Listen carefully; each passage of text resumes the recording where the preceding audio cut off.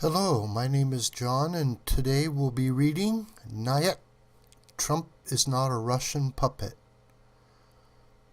by Jeff Crouere, posted on Townhall, April 8th, 2017. Jeff Crouere is a native of New Orleans, Louisiana, and he is the host of a Louisiana-based program, Ringside Politics. With the successful missile strike against the Syrian air base last night, President Donald Trump has accomplished many important goals. He has sent a pointed message to the world's dictators that the use of chemical weapons will not be tolerated. In vigorously responding to atrocities committed by Syrian dictator Bashar al-Assad, the president has distinguished himself from the weakness of Barack Obama, who drew a red line but flinched and refused to respond to Assad militarily. The president acted less than 72 hours after Assad used chemical weapons to attack a rebel-held area, Idlib province.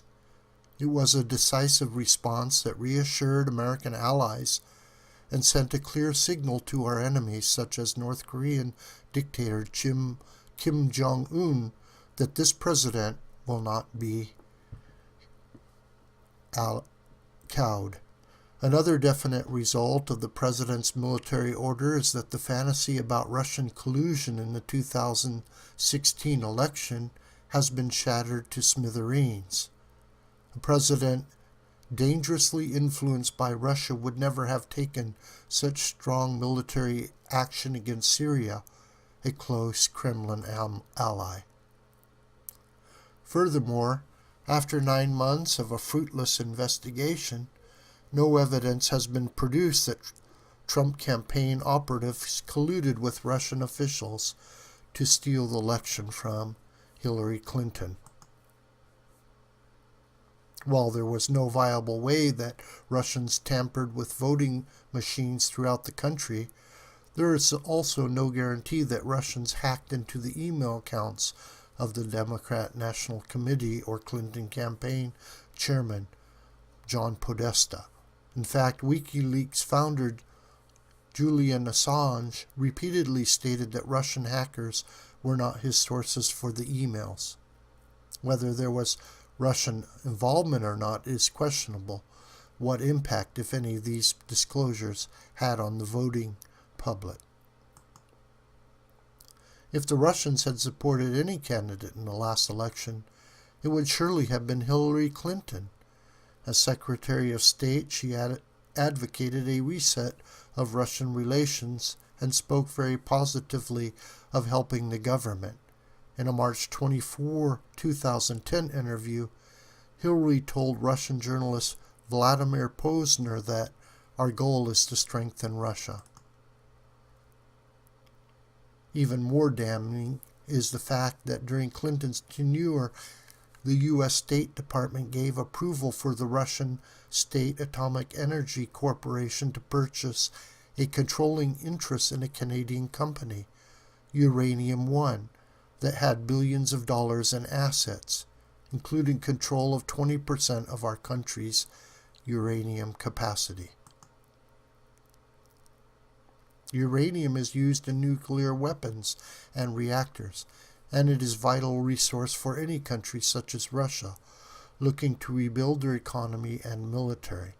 While Hillary was green-lighting Russia's return to greatness, Bill Clinton was cashing in with fervor, receiving $500,000 to speak at a Moscow summit.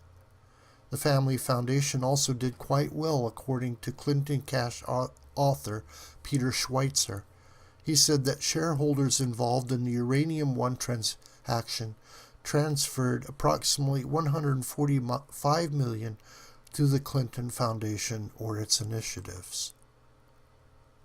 During President Obama's first term, while Hillary Clinton was Secretary of State, and during his second term, the Russians were never seriously challenged by the United States. Obviously, the country's leaders were pleased at the lenient treatment by the Obama administration. They used the opportunity to grow in influence in the Middle East, establish a stronghold in Syria, destabilize Ukraine, and invade Crimea, annexing the region. In the process, Clinton and Obama did nothing to stop them.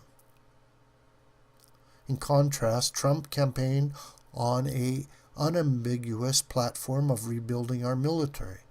Under the leadership of Barack Obama, the U.S. military suffered tremendously with dangerous cuts to all branches of the military, resulting in our country's smallest armed forces since before World War II.